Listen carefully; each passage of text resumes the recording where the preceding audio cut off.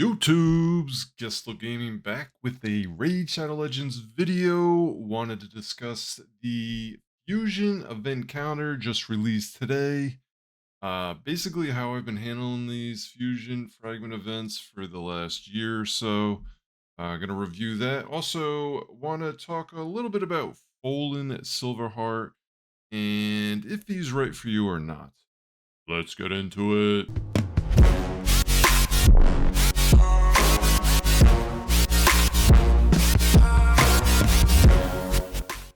All right, well, we're over here on Gestel.gg and taking a look at the Fusion event calendar. Now, if you want to come over to the website, you can actually track your progress on the Fusion. Make sure you're going to hit everything.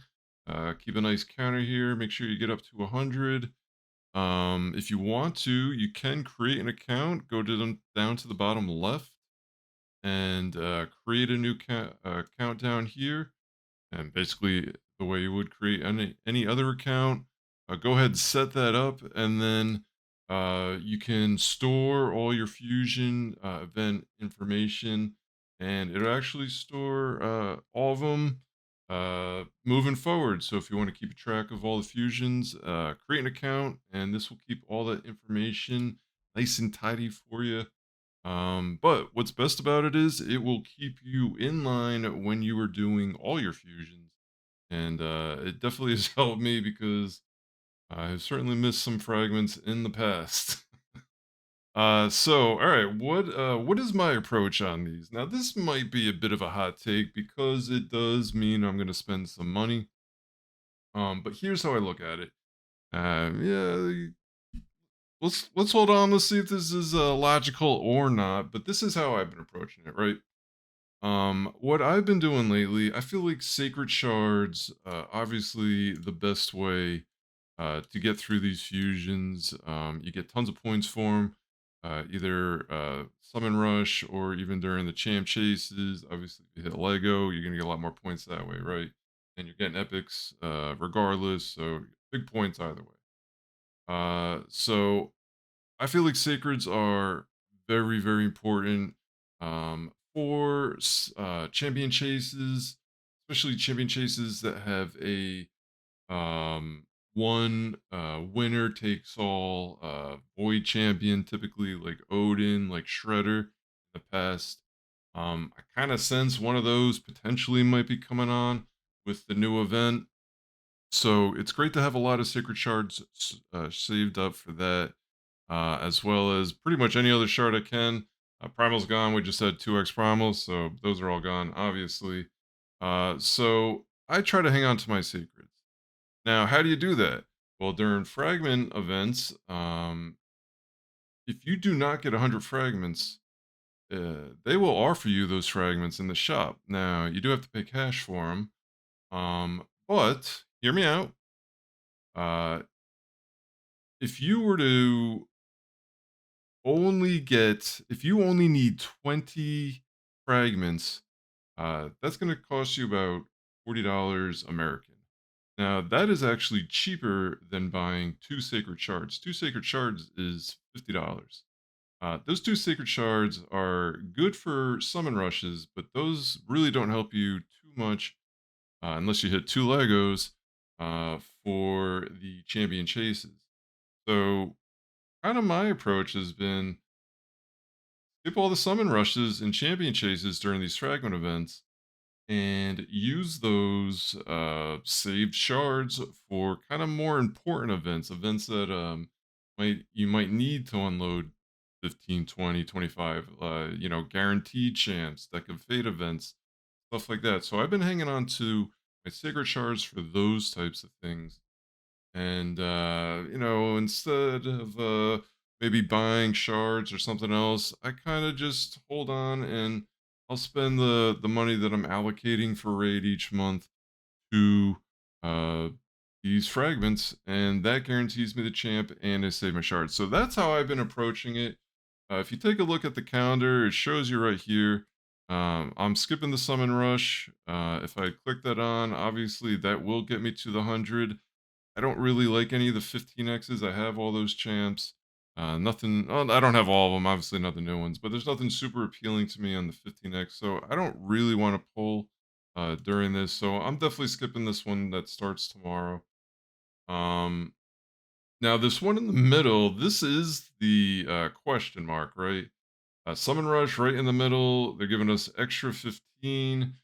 So you could make that up either in this champ training here, coming up in second place. But the Shaman Rush 2, kind of intriguing, right?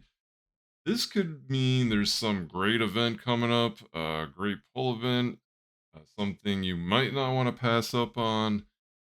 So I may get these 15 frags regardless. So if that does happen, then I think I'm gonna try and just go all in and get the 100. Maybe I would just get the 5 here on the champ chase, whatever it would be.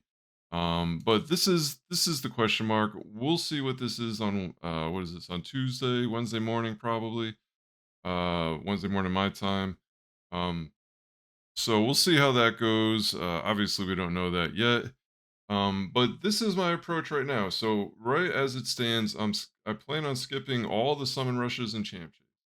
That would leave me at minus 20 of on the out of the 100, right? Just getting 80 total frags.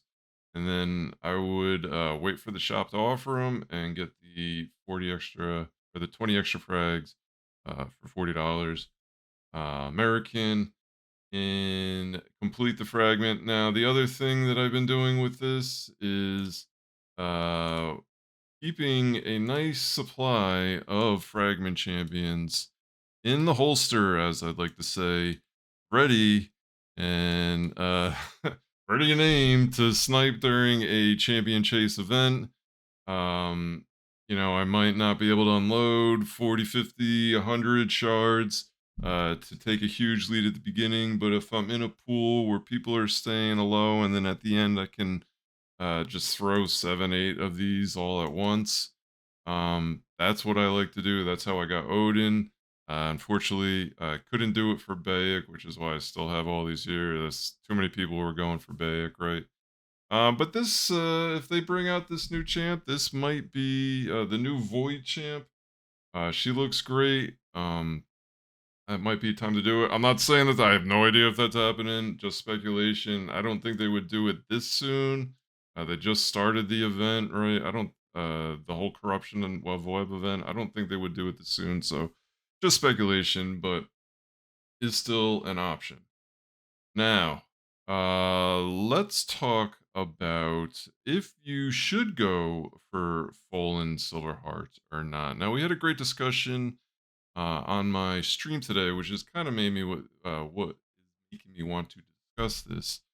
I do stream Monday or Sunday through Friday, 2 o'clock to 7 o'clock Pacific Standard Time on Twitch.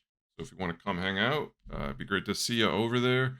But we were discussing who should go for Folan. One of the guys developing the optimizer and the Gestal desktop app, Stixio, has recently gotten back into the game. He's had about a year hiatus, so he's missed a lot.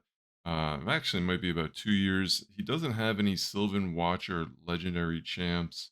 The moment I found out that, I was like, yes, sir. You should definitely go for this one. If you don't have any Sylvan Watcher Lego champs, I would say yeah, you probably would be a good champ to go for. Fragments tend to be a little bit easier fragment fusion events rather than the full fusion events or even the mixed fusion events, the hybrid ones. So I would recommend to him if you don't have any really strong Sylvan Watcher champs, especially legendary champs, there are some great epics there. He is definitely a solid one. I've been calling him a mini Carnage. I'm sure there's plenty of other people doing it for great reason. Because he does the block passive skill and then can spread it just like Carnage can. Now, obviously, Carnage has the block active, which is better, and he's mythical. Tough to compare, but certainly unique enough to be very strong. Also, probably other than Rhodos, I believe, the only champ that ignores both unkillable and block damage, at least on the same ability. Um, So also another one. I don't think this hits very hard, but is a two hitter, and obviously if you're just finishing someone off, would work perfectly fine. So very interesting champ. Not like a super game changer, and you're gonna be getting Carnage if you don't already have them.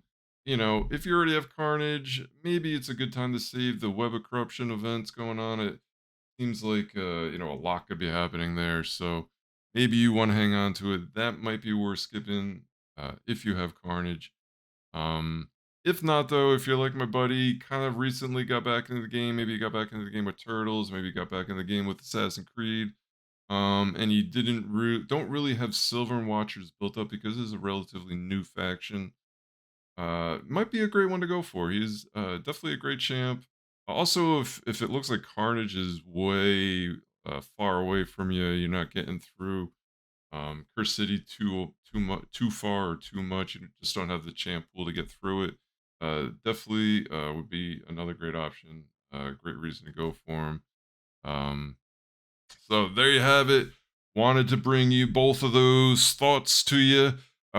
Wish you best of luck if you're pulling shards tomorrow, and hope to see you in the next one. Take care.